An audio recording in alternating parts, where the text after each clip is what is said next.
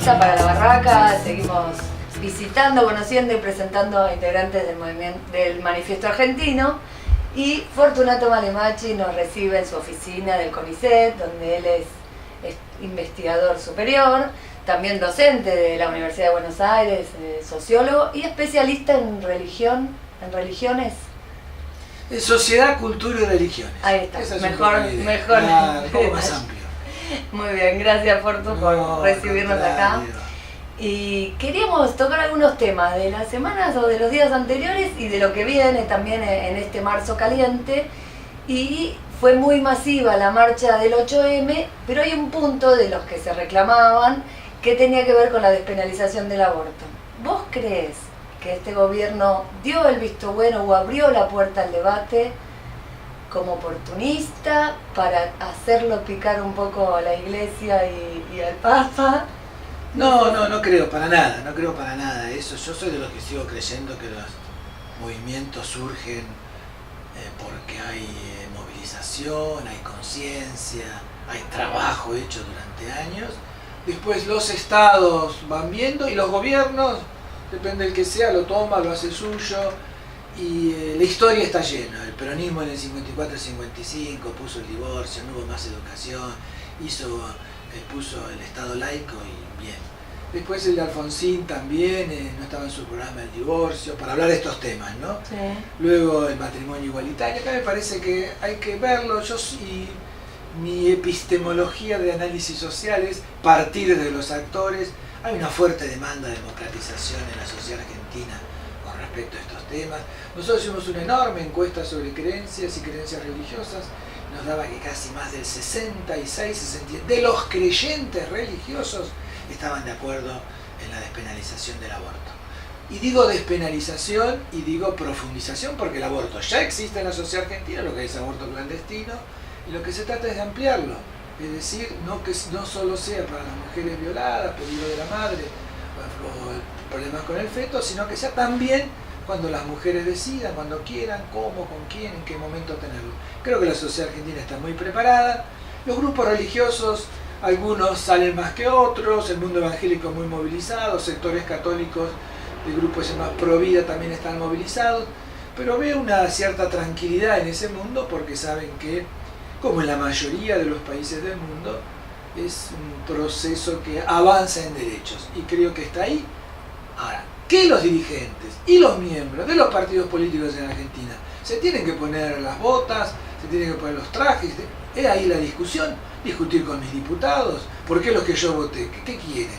¿De dónde lo hacen? Me dicen que es por las creencias religiosas, digo, no es cierto. Que digan qué quieren tener, con quién quieren quedar bien, hacia dónde quieren ir, qué proyecto tienen hacia el futuro, y a mí me interesa mucho en esta discusión esa idea de un Estado que sea laico, un Estado que separe lo religioso de lo estatal, que los grupos religiosos se autofinancien, no tiene por qué el Estado estar. Son una serie de discusiones que van sobre la democracia, sobre la libertad de conciencia, sobre la objeción de conciencia también, y me parece que hay que ir ahí. Las leyes de la dictadura, la que vamos a tener un nuevo 24 de marzo, referidas a estos temas, ni el radicalismo, ni el peronismo, ni el cristianismo, ni el actual gobierno quieren tocarlas.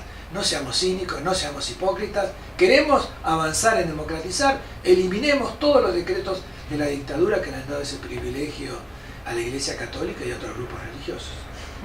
Muy bien, muy claro.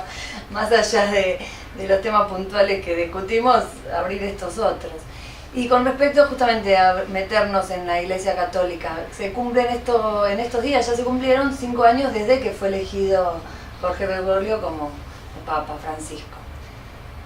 Un breve análisis, me parece que lo importante, o por lo menos de una característica importante, es lo diferente de este Papa, de los anteriores. A ver, yo diría un poquito más. Para Latinoamérica, capaz. Diría un poco más, a ver.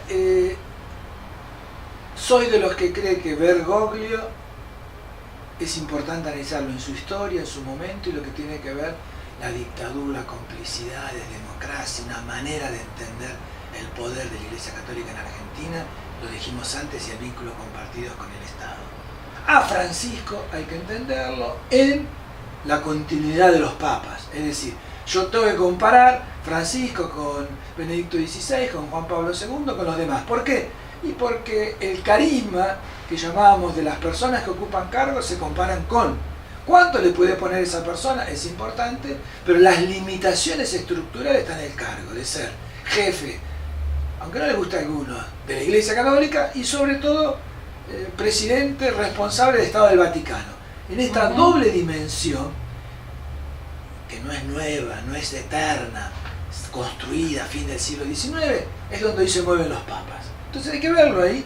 Y cada papa, a su vez, que viene con la misión y pregunta y desafío, cómo tratan de que la Iglesia y ese catolicismo siga presente en la sociedad. Es la gran pregunta. Para eso los eligen. Entonces, ¿qué memoria tiene Francisco sobre estos temas? Es la que le transmiten Benedicto XVI, Juan Pablo II, Pablo VI, es decir, sus antecesores. Y por eso se citan, y por eso no existe la herencia recibida. Porque estamos en una institución, no, pero es importante esto, en las cuales ellos, los papas, no son elegidos por el voto simplemente de los que están ahí, sino que representan la voluntad de su Dios, el Espíritu Santo, pongan la palabra que ustedes quieran. Es decir, si representan esa voluntad de Dios, y Dios no se equivoca, ahí entonces se tienen que citar, y continuamente se citan unos a otros.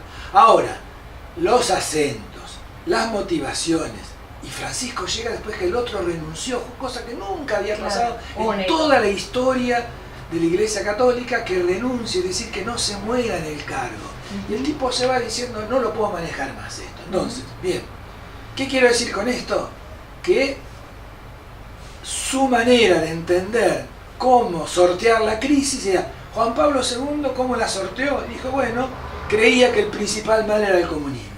Se movió, hizo política, organizó sindicatos, viajó por el mundo entero. Creo que más de 100 millones de personas lo vieron en las calles, muchos de esos también argentinos y latinoamericanos, con una idea que tenía, que si era mucho social lo que hacían esos grupos católicos, ese social tarde o temprano iba a caer en manos de los comunistas o los socialistas. Y después, que dada la crisis que había en el capitalismo, en la sociedad burguesa o en la modernidad, había que estar en contra de los relativismos, en contra del constructivismo de género, en contra de todo aquello que iba contra el orden natural. Acá hay que pararse acá. El orden natural era el que le tenía que enseñar qué hacer. Por eso cuando lo va a ver a Fidel, los dos coinciden con Fidel. Fidel dice, la verdad, por supuesto. El relativismo, por supuesto. Y los temas del hedonismo, por supuesto. Hedonismo, relativismo y verdad coincidían con Fidel. Y por eso los papas, Juan Pablo II, Benedicto XVI y Francisco lo fueron a ver a Fidel. Porque había ahí más allá de ciertos problemas, porque en eso, sobre mujeres, sobre sexualidad, sobre el placer, hay muchas a veces vínculos más allá de lo que uno cree. Ahora, eso a Juan Pablo II no le ayudó. No tan solo no le ayudó, sino que para ir en esa lucha contra el comunismo, él no podía seguir con los viejos movimientos de la acción católica, las órdenes religiosas, y creó nuevas. ¿Qué pasó con esas nuevas que él creó? Esta idea del orden natural, el orden sexual en la vida, había que imponerlo y volver a que el cura, la monja, sea alguien visible, lleno de lo sagrado. Y la sexualidad casi como un tema central. Ahí es para psicólogos fue esto, creo, ¿no? Tan es así que hoy, cuando llega Benedicto XVI y después Francisco, se van a encontrar que muchos de estos movimientos que traían una nueva manera de presentarse en la sociedad, en su gran mayoría hay abuso sexual, esos dirigentes pedófilos, una serie de abusos que iban cometiendo, y lo estamos viendo en estos días, en Chile, en Perú, en Estados Unidos, siguen saliendo.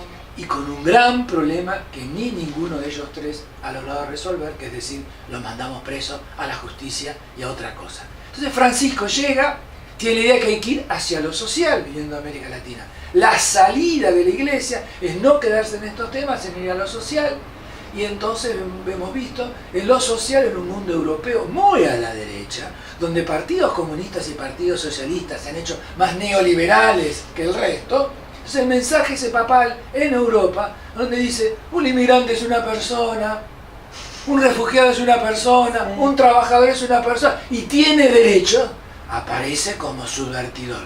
Tan es así que él tiene mucha más buena prensa fuera de los ámbitos internos que en esos ámbitos donde a la búsqueda de alguien y tiene un liderazgo mundial importante, social, político, porque llega, la de la corto acá, su idea es el capitalismo liberal, deshumanizante, produce hambre, produce injusticias y también, acá va, dificulta a la Iglesia Católica de tener una presencia, de anunciar una sociedad más justa, de más diálogo. Todo hay que entenderlo en esa lógica, y en esa lógica se va posicionando, entonces, después con problemas, con el correr del tiempo, porque todos aquellos que saludan a un papa latinoamericano, que bien, que va a poner cierto orden, que esto, que el otro, y que es elegido de un episcopado como el argentino, episcopado conservador, si lo hay, si lo hubo, de la cual él es miembro, es parte y es continuidad al mismo tiempo. Bueno, voy hacia la Argentina en este caso también, todos aquellos que lo apoyan en el 2013 son hoy los que están más en su contra. Pero ¿qué me interesa a mí esto? Que lo hacen como católicos. No lo hacen como... ¿Los sorprendió? No es que lo sorprendió, es que la manera que él entiende de que hay que ir hacia lo social y de ahí la iglesia es una iglesia pobre, en el mundo de los pobres, en el cual ya no hay más miedo que esos católicos, esos curas, se nos hagan comunistas o socialistas, porque ellos están en otra cosa. Entonces, ¿cómo hago? Ya no están mal los comunistas, pero está el capitalismo. Y acá déjame decirte, el anticapitalismo y el anticomunismo es una larga enseñanza social, todo siglo XX en el mundo. Pasa que el comunismo después era mucho más fuerte. La idea de patria grande es una idea del mundo católico. La idea de que hay que unir a América Latina para que los white anglo-saxon protestant no nos dominen, viene de larga data, no es nueva. Entonces, él en América Latina, ¿cuál es la idea de la América Latina? Y que esos movimientos que hay avancen, se democraticen, que no le hagan bullying a Venezuela, porque es muy importante Venezuela, que a Cuba no la aíslen y él va a Cuba, que en América Latina los movimientos sociales vuelvan a ser la presencia significativa de una sociedad que ya no quiere seguir estos procesos neoliberales. Bien, y me parece el anuncio que hace, insisto, ahora ya enfrentándose al Wall Street Journal, el Economist, Le Figaro, Clarín, La Nación, Comercio, Tiempo, el Mercurio, que hoy ya no son solo diarios, son empresas mediáticas al servicio de ese capital financiero, es tener una fortísima campaña en su contra. Bueno, me parece que eso es lo que nos muestra, pero eso, insisto, es una campaña de católicos contra un papa que dicen que no es verdadero católico.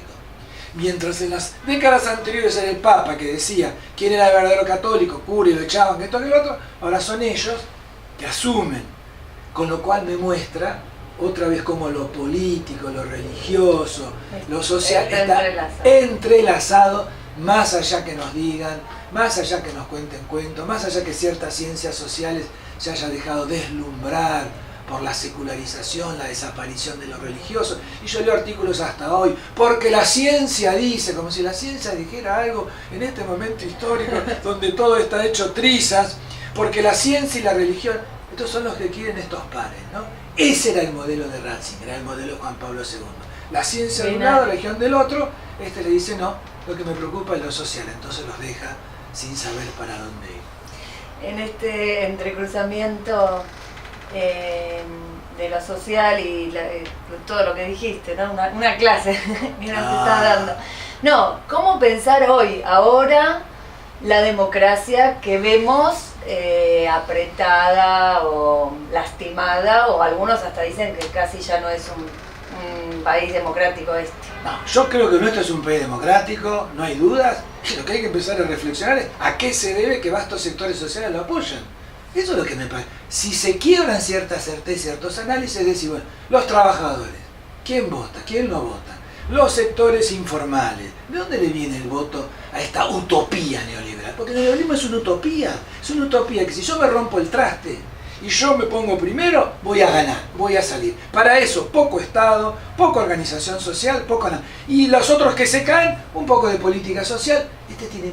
Este gobierno hace mucha más política social en el sentido de dar dinero, muchísimo más que el de Cristina, porque este gobierno parte de que no va a haber trabajo. Y son acompañados por muchos intelectuales que escucho todos los días, no va a haber trabajo, no va a haber trabajo, por favor. Entonces acá tenemos una discusión también entre nosotros sobre cómo caracterizarlo, sobre qué es la democracia y qué sectores sociales nos van a apoyar. Si queremos construir una democracia donde seamos apoyados en la movilización, en la disputa ideológica, en el voto, en la calle, en las redes sociales. A mí me parece que hay un enorme trabajo a hacer, pero para eso tenemos que cambiar el chip. Si creemos que son los medios los que dominan todo, hemos partido de un gravísimo error si decimos eso. Porque era suponer que la batalla cultural la habíamos ganado, la mayoría están con nosotros, pero los medios lo sacan. No, no lo compré eso, no lo compro, sé que son importantes, pero me parece que tenemos ahí un debate a dar y después con quién nos vamos a sumar, dónde están, quiénes son. Y yo sí creo, y termino como vos has dicho al principio, sí creo que hay muchos espacios públicos y privados, en lo económico, en lo sexual, en lo político, en lo religioso, es decir, muchas sociabilidades distintas. Quiere decir que yo puedo estar apoyando, y muchos pueden estar apoyando, la despenalización del aborto y el derecho de la mujer a decidir, que vienen de otros espacios, que no necesariamente después los vamos a encontrar con el tipo que pide. Y que eso no va a impedir que yo salga a pedir por más CONICET. Ahora voy a salir a la calle con los universitarios, no quiero el recorte, no quiero... Y al mismo tiempo, este mismo gobierno, me parece que en eso hay más problema de ciertas dirigencias políticas que sean encapsuladas sobre las concepciones sociales y políticas, no de sociedades donde ya más somos y aceptamos que hay diversidad de maneras de pelear y donde un Estado puede darlo, por supuesto que quiere tener votos, porque todos queremos ganar elecciones. Entonces me parece que es eso, y bueno, y a seguir peleándola. Y el manifiesto es uno de esos ejemplos de seguir peleándola con una discusión amplia, que fíjate vos, que el manifiesto parte, si sigue estando, que es una discusión de cómo democratizar al máximo todos estos espacios, y uno de ellos es el Poder Judicial. Digo, porque no olvidarse que hemos planteado que hay que hacer una nueva constitución, un nuevo tipo de Estado, la laicidad entre ellos, pero no solo. ¿Por qué? Y porque tenemos que comenzar a discutir esos temas. Porque ese es discutir la democracia. Me parece que hay una pequeña brisa en estos días, no nos confundamos, yo sé, es una brisa, pero el nudo de la manera en que hoy ese poder judicial, poder económico, poder mediático, empresarial, nacional e internacional, tienen vínculos, son muy muy fuertes y por eso tenemos que ver cómo remamos entre muchos y muchas para poder enfrentarlo. Muchas gracias. A vos, Violeta, gracias. Bárbaro, gracias.